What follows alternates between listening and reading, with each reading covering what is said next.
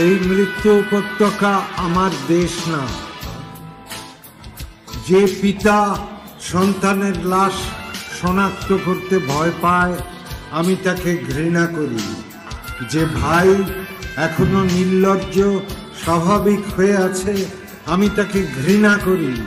যে শিক্ষক, বুদ্ধিজীবী, কবি ও কেরানি প্রকাশ্য পথে এই হত্যার প্রতিশোধ চায় না আমি তাকে ঘৃণা করি। 8 জন মৃতদেহ আমার চেতনার পথ জুড়ে পড়ে আছে।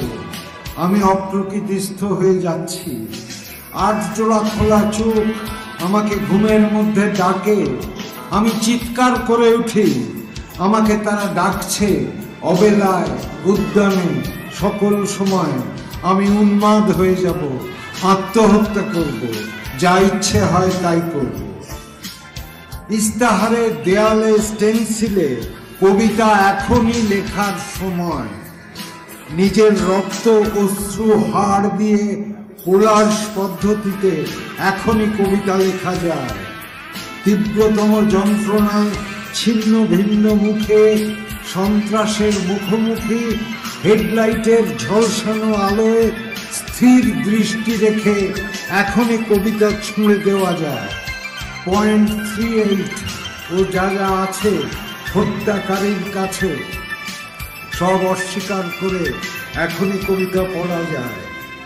লকআপের পাথরহীন কক্ষে ময়না তদন্তের হ্যাজাক আলোকে কাঁপিয়ে দিয়ে হত্যাকারীর পরিচালিত বিচারালয়ে মিথ্যা অশিক্ষার বিদ্যায়তনে শোষণ ও ত্রাসের রাষ্ট্রযন্ত্রের মধ্যে সামরিক অসামরিক কর্তৃপক্ষের বুকে কবিতার প্রতিবাদ প্রতিধ্বনিত হোক।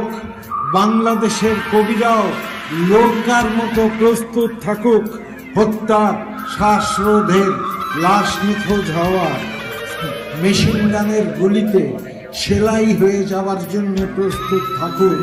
তবু কবিতার গ্রামাঞ্চল দিয়ে কবিতার গ্রামকে ঘিরে ফেলবার একান্ত দরকার। এই মৃত্যু উপত্যকা আমার দেশ না। এই জল্লাদের উল্লাস মঞ্চ আমার দেশ না। এই বিস্তীর্ণ শ্মশান আমার দেশ না।